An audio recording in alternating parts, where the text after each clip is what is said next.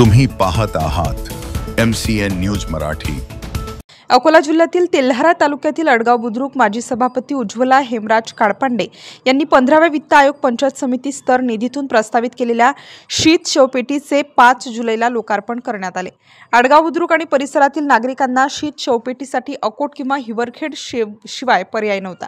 ही गरज लक्षात घेता माजी सभापती गोपाल कोल्हे यांच्या संकल्पनेतून उज्ज्वला काळपांडे यांनी शीत शवपेटीसाठी निधी उपलब्ध करून दिला असून त्या शीत शवपेटीचे स्थानिक प्राथमिक आरोग्य केंद्रात सोसायटी अध्यक्ष मनोहरलाल फापट यांच्या अध्यक्षतेखाली माजी जिल्हा परिषद अध्यक्ष संगीताताई अढाव यांच्या हस्ते उद्घाटन करून लोकार्पण करण्यात आले। यावेळी माजी जिल्हा परिषद सदस्य मनमोहन व्यास, माजी सभापती गोपाल कोल्हे, माजी जिल्हा परिषद सदस्य प्रमोदिनी कोल्हे, माजी सभापती उज्ज्वला काळपांडे, सरपंच शोभा खंडारे, गटनेते संजय राजनकर, पोलीस पाटील हितेश हागे यांची प्रमुख उपस्थिती होती।